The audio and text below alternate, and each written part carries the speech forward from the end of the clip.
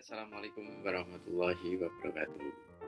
Jumpa lagi dengan Rudi Cahyo. Kali ini kita akan lanjutkan perkuliahan. Hari ini kita akan melakukan perkuliahan untuk mata kuliah keterampilan komunikasi, dan materi untuk hari ini adalah keterampilan membaca atau reading skills. Sebelumnya perlu saya jelaskan bahwa materi ini dibuat oleh tim pengajar dari mata kuliah keterampilan komunikasi.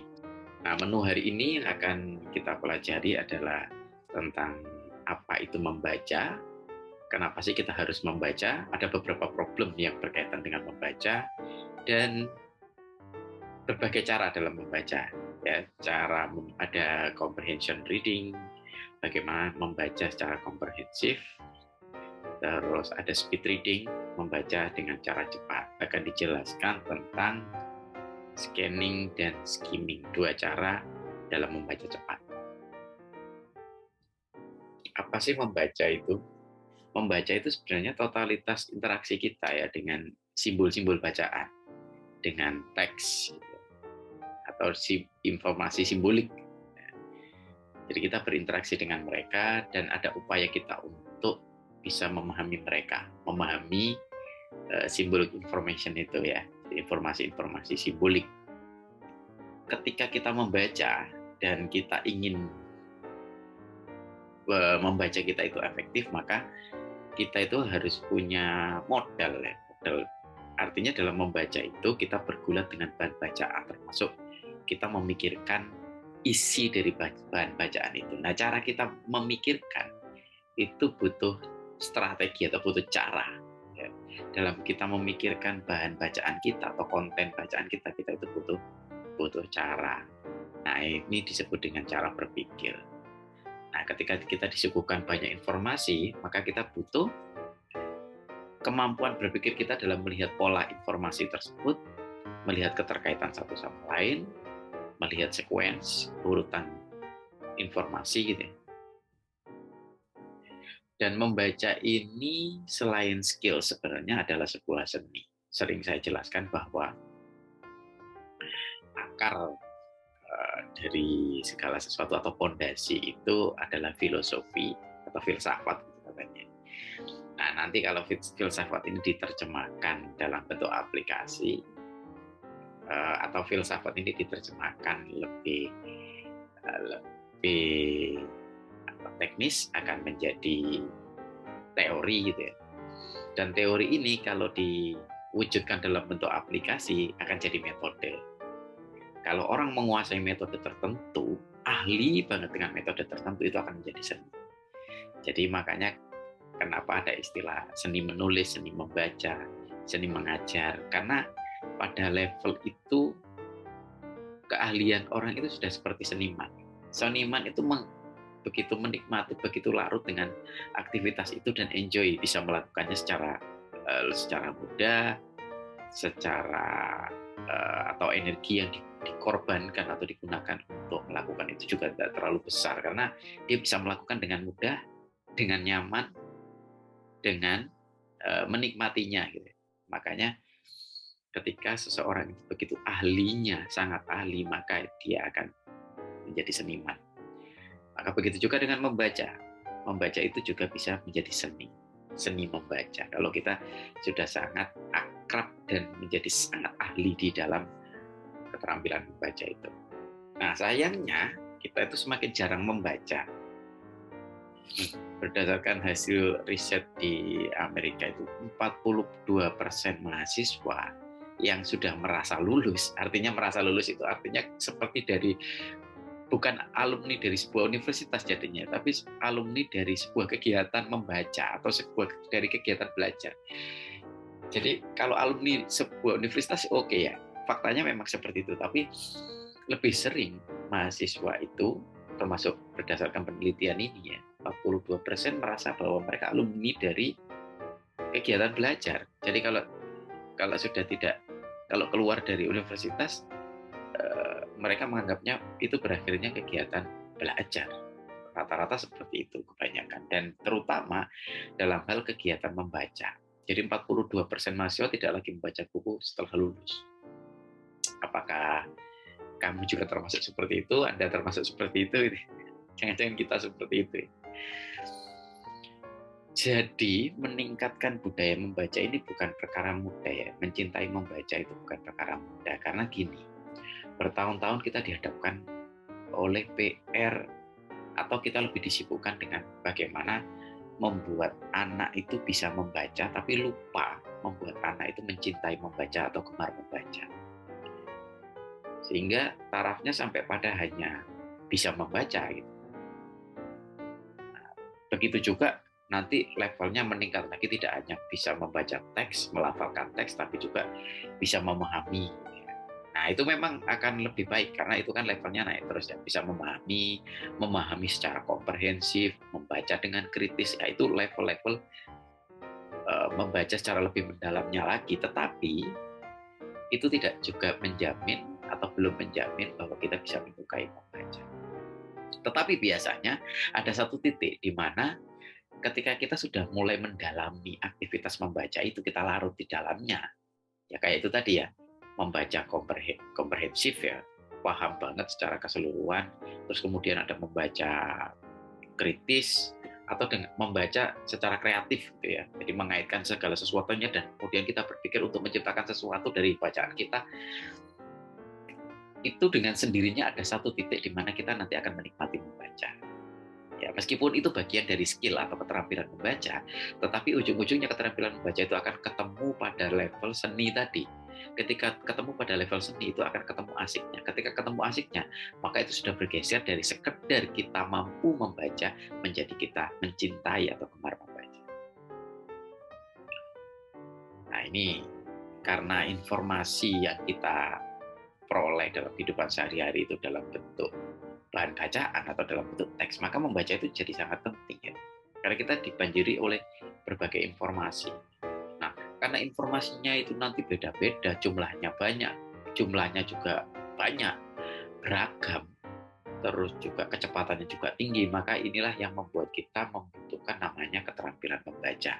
Karena apa? Karena karakteristik informasi nanti akan juga membedakan bagaimana cara kita mengelola bahan bacaan tersebut.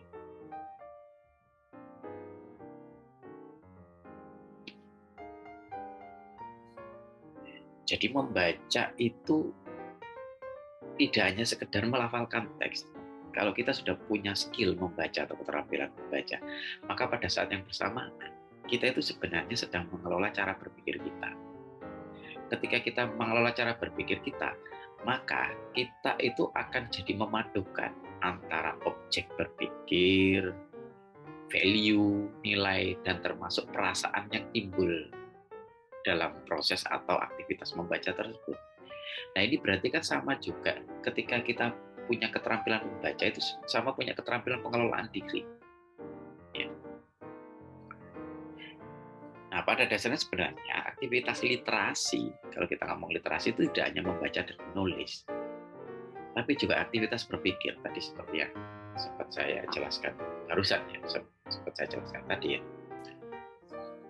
Jadi dengan keterampilan membaca kita itu jadi bisa mempolakan atau melihat pola dalam kesemrawutan, kalau kita mau sebut sebagai kesemrawutan atau dalam kompleksitas. Dalam kompleksitas dunia ini, kita bisa melihat polanya, dan keterampilan melihat pola ini sebenarnya juga bisa dilatih dengan kita terampil membaca tadi.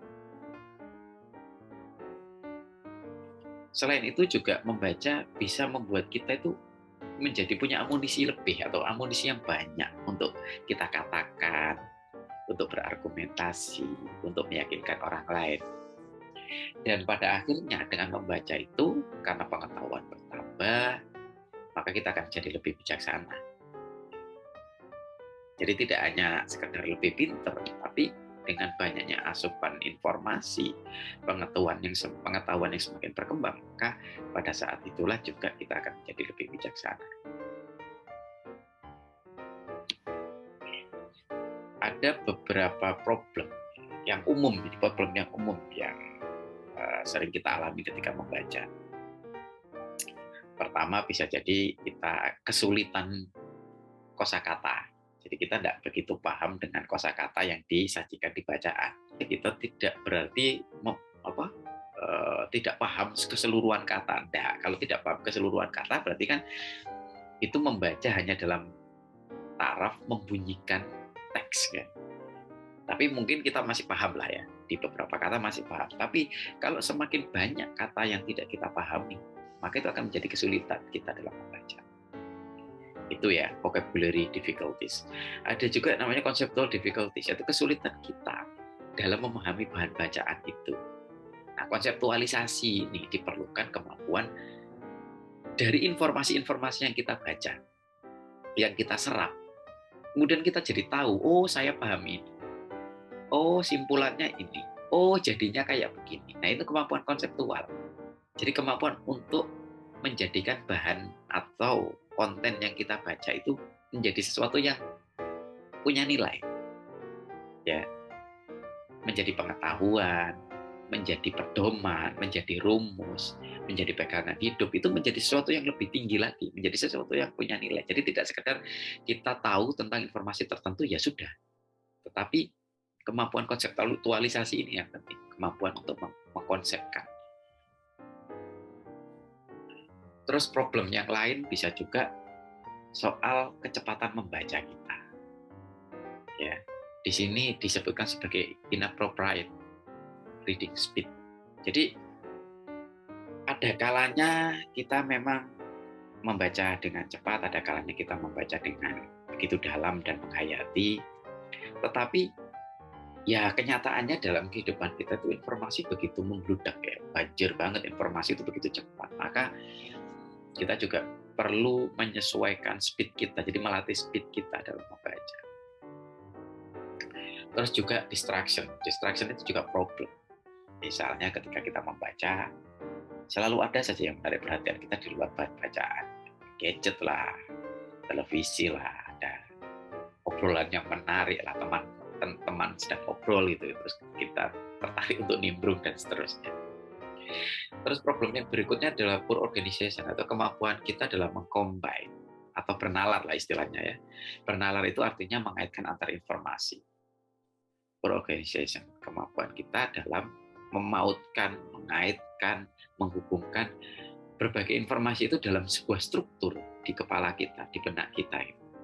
Itu juga problem dalam membaca. Lack of interest juga menjadi problem ya dalam membaca. Ya, bagaimana enggak? Lawong interest ya. Jadi kalau membaca ya harusnya diawali dengan rasa tertarik. Ketika tidak tertarik dengan bacaannya, jadi problem bacanya. Pasti ada banyak problem. Misalnya, jadi tidak begitu banyak yang diserap, bacanya lambat dan seterusnya. Juga lack of motivation. Jadi tidak ada motifnya, tidak ada misinya membaca itu. Untuk apa kita membaca, misalnya kayak gitu, itu kita belum tahu. Kemudian kita tiba-tiba membaca aja. Nah, itu akan menyulitkan kita ketika dalam proses membaca itu. Karena kita tidak punya misi, tidak ada motif.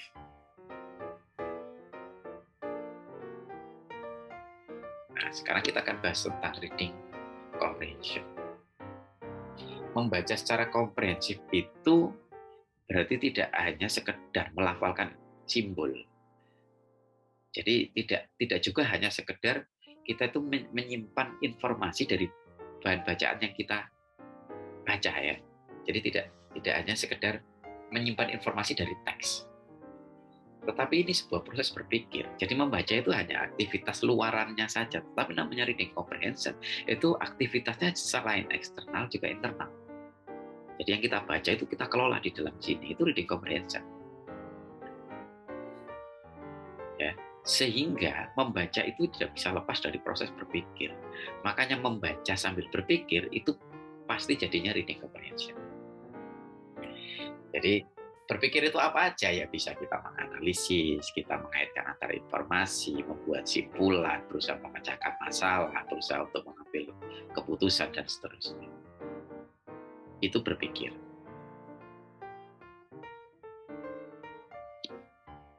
Bagaimana cara kita membaca secara komprehensif?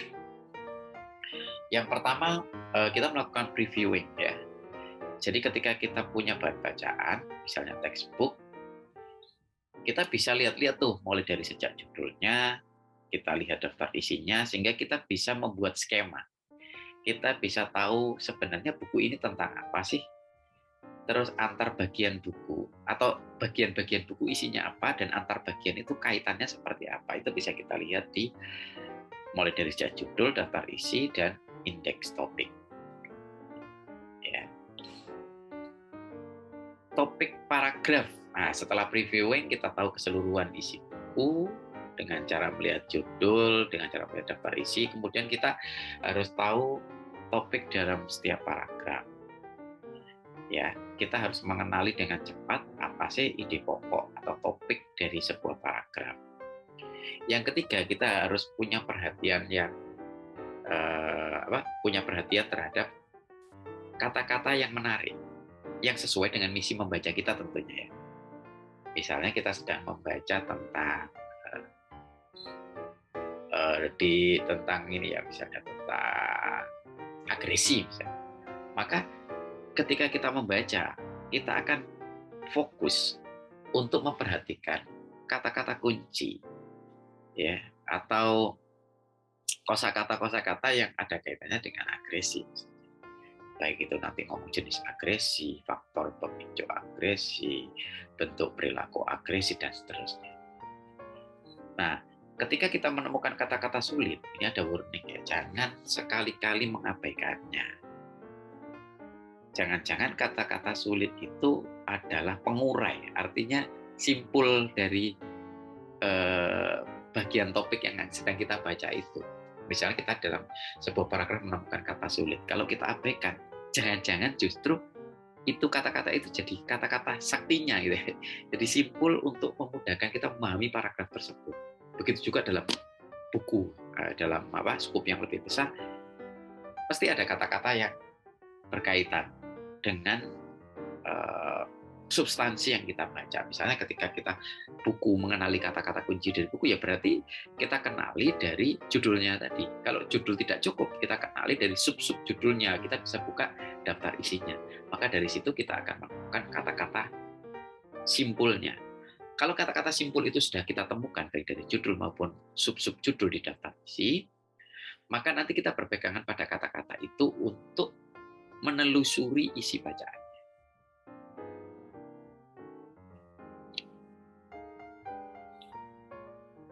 Nah, untuk bisa membaca secara komprehensif, maka kita harus tahu pola-pola dari konten bacaan kita. Kita bisa melakukan listing, kita buat polanya seperti apa sih, kita bisa mendaftar awalnya bacaan ini berkenaan dengan apa, yang berikutnya tentang apa, yang berikutnya tentang apa. Kita bisa melakukan listing. Setelah melakukan listing, kita kaitkan tuh antar topik-topik yang sudah kita list, yang sudah kita daftar itu, ini keterkaitannya seperti apa atau terkait dengan pola apa. Ya. Nah, itu artinya sequence. Jadi flow-nya dari bahan bacaan kita itu dari apa ke apa ke apa ke apa gitu, namanya sequence. Ya, itu cara kita memahami polanya. Pertama bisa melakukan listing, cara yang kedua bisa dengan melihat sequence-nya, cara yang ketiga bisa melakukan perbandingan kontras.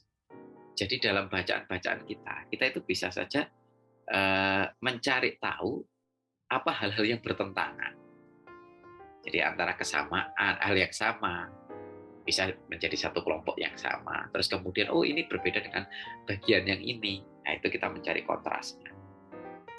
Atau bahan bacaan kita juga bisa kita kenali cause and effect-nya. Jadi hubungan kausalitasnya, sebab akibat.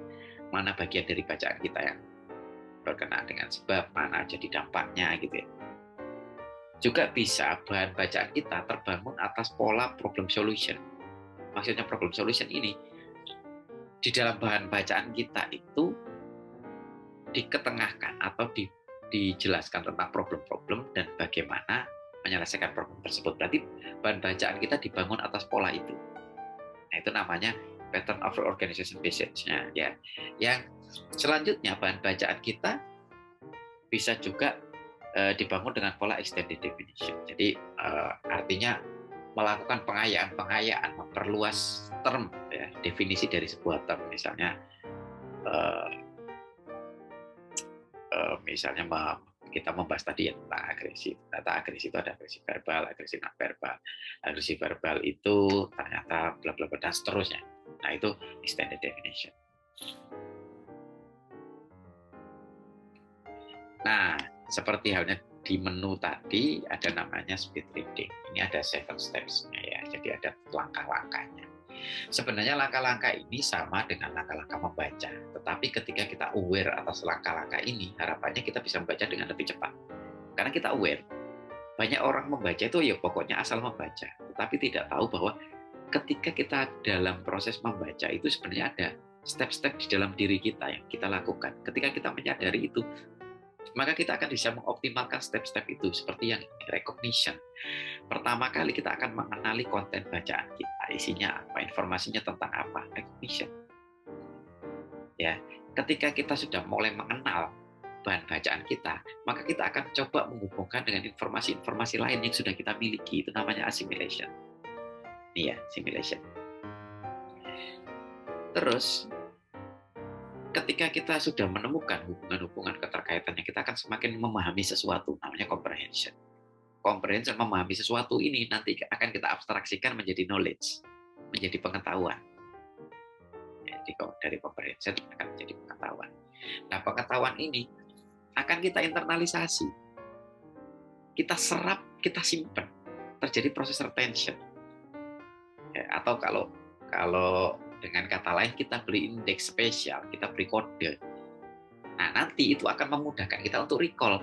Kalau kita sudah menyimpannya dan kita beri kode dengan cara yang tepat, kita buat penyimpanan yang rapi, gitu ya. Sama kayak arsip. Kalau arsip itu disimpan dengan cara yang rapi, punya cara atau cara untuk penyimpanannya, punya kode-kode, maka nanti recall-nya akan gampang. Ini recall. Nah, recall ini untuk apa? Nah, untuk biar bisa kita berekspresikan. Kita nyatakan ke orang, kita ajarkan ke orang, kita komunikasikan ke orang, kita ceritakan ke orang, ya itu communicate. Nah, kemudian setelah kita mengkomunikasikan ke orang, kita bisa juga dapat informasi baru lagi. Misalnya dapat input dari orang, dapat feedback dari orang, atau dari tanggapan orang lain tentang apa yang sudah kita baca.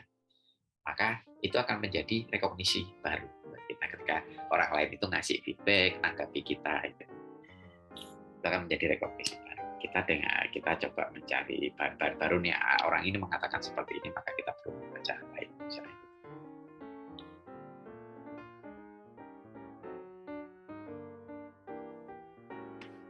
Nah, ini tentang scanning dan skimming. Nah, scanning itu membaca dengan cepat ya, menangkap pesan-pesan yang spesifik. Jadi kita tahu atau aware tujuan kita membaca itu untuk apa, maka ketika kita membaca kita akan mencoba menangkap informasi yang relevan. Jadi menangkap informasi yang relevan itu scanning. Jadi tidak harus semuanya, setiap detil-detilnya dari bahan bacaan kita itu harus kita serap, kita pahami lama itu ya.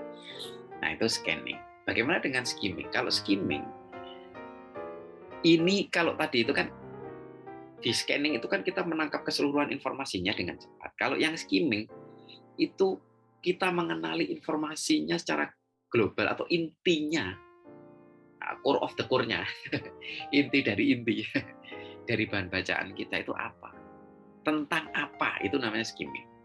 Jadi kalau orang sudah melakukan skimming itu misinya itu tidak memahami keseluruhan artinya perbagian dari bahan bacaan itu kita pahami. Kita pokoknya lacak aja seret ya, melacak secara cepat dan kemudian kita bisa memutuskan tentang ini bacaannya. Itu skimming. Kalau scanning itu masih melihat bagiannya sesuai dengan tujuan kita membaca. Tapi kalau skimming hanya ingin tahu tentang apa sih ini. Nah, itu skimming. Nah, itu bedanya scanning dan skimming. Bagaimana cara kita melakukan scanning? Yang pertama, perhatikan apa yang ingin kita baca atau yang kita cari dari bahan bacaan itu sebenarnya apa. Kita harus mengetahui misi kita membaca.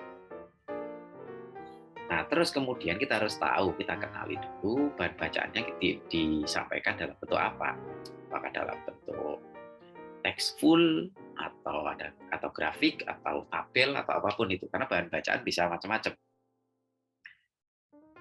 Kemudian kita coba pelajari dulu nih bahan bacaan kita sebelum kita melakukan membaca. Nanti membacanya kan lebih cepat karena kita butuh perkenalan. Kata orang kan tak kenal maka tak sayang. Kalau sesuatu itu kita sayangi, maka kita akan dengan mudah melakukannya. Jadi kita analisis dulu, kita kenali banget, kita dalami sebelum membaca. Nah, setelah kita analisis bahan bacaan ini, kita mulai membiarkan mata kita itu untuk mengidentifikasi secara cepat setiap baris bacaannya. Itu untuk menemukan hal pentingnya aja. Kalau tidak ada yang penting dalam baris-baris yang kita baca, ya kita lalui aja. Nah, itu. Makanya itu ketika kita sedang membaca secara cepat tadi, bisa jadi kita menemukan informasi-informasi yang relevan. Nah, kalau sudah menemukan informasi yang relevan, baru kita baca di bagian itu secara lebih detail. Tapi kalau banyak kalimat-kalimat penjelas aja, ornamen-ornamen, hiasan-hiasan, busa-busanya, kalau orang bilang itu, jadi banyakkan busa-busanya, maka itu kita lalui aja dengan cepat. Bagaimana dengan skimming? Kalau skimming, pertama kita baca judulnya. Judul itu adalah cara kita untuk mengetahui tentang apa bahan bacaan kita. Tetapi kita bisa mempunyai sumber tidak hanya judul ketika kita melakukan skimming, tapi juga bisa ada namanya paragraf pembuka. Ya, ada paragraf pembuka atau seperti headline itu ya di paragraf pertamanya, biasanya kalau di koran itu dicetak lebih tebal itu untuk memberikan informasi utama atau informasi umum tentang bahan bacaan kita. Itu juga bisa menjadi sumber kita dalam melakukan skimming. Jika ada subheading atau judul lebih kecil ya, judul yang lebih kecil. Jadi judul itu kan bisa juga mengandung sub-sub judul ya. Nah, itu kita harus temukan apa sih benang merahnya. Kayak kita baca pada bab, terus ada sub-sub bab gitu ya. Itu apa sih keterkaitan antar sub-sub itu? Nah, itu kita identifikasi.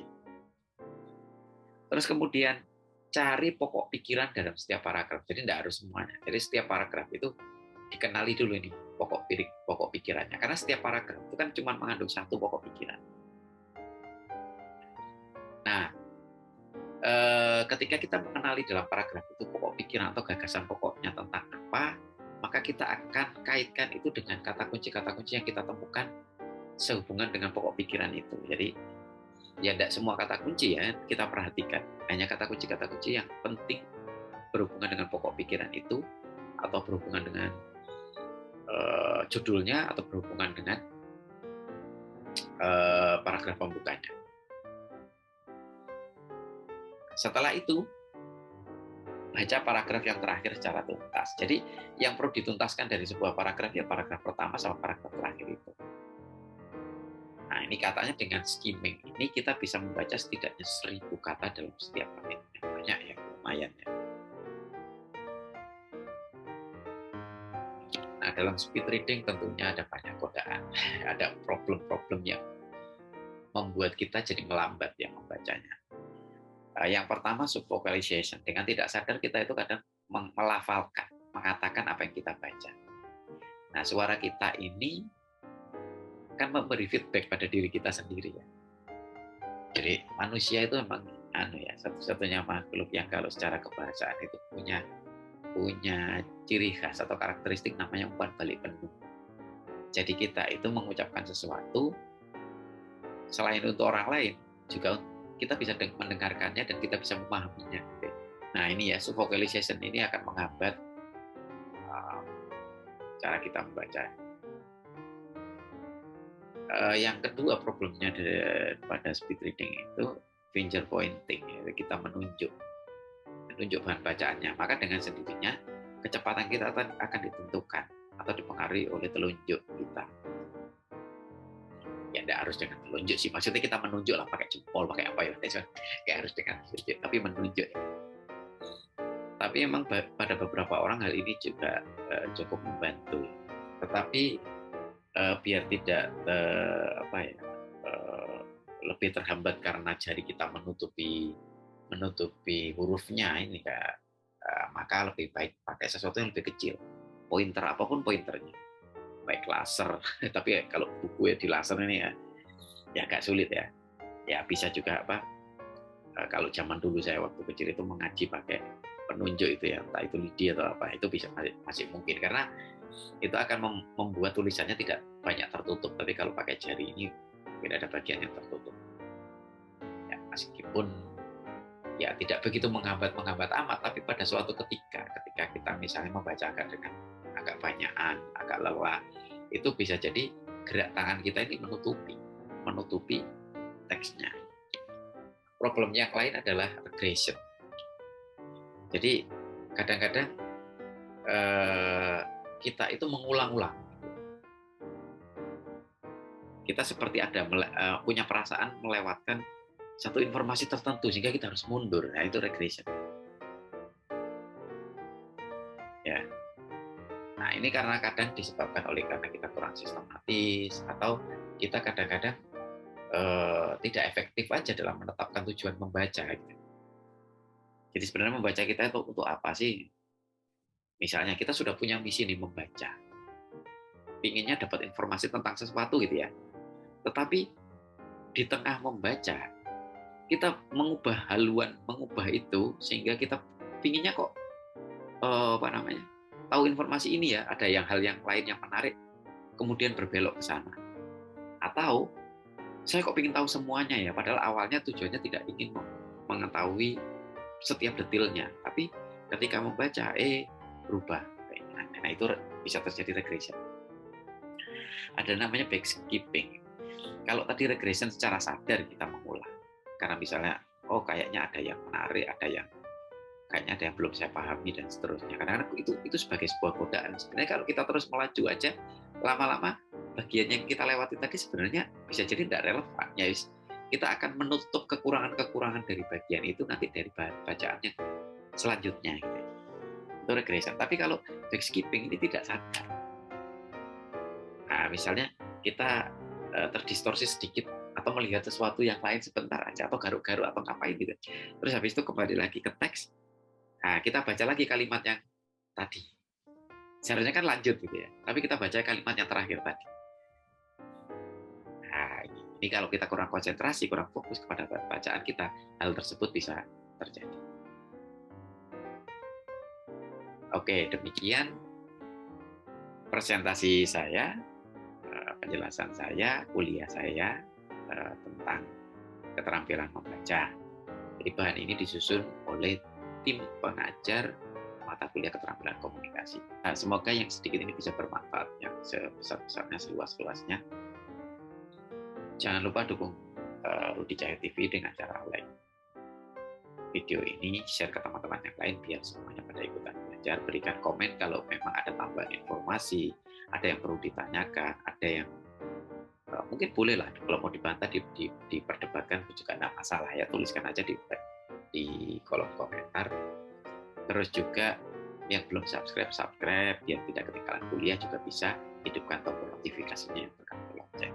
Sampai ketemu lagi di perkuliahan Rudi Cahyo TV yang akan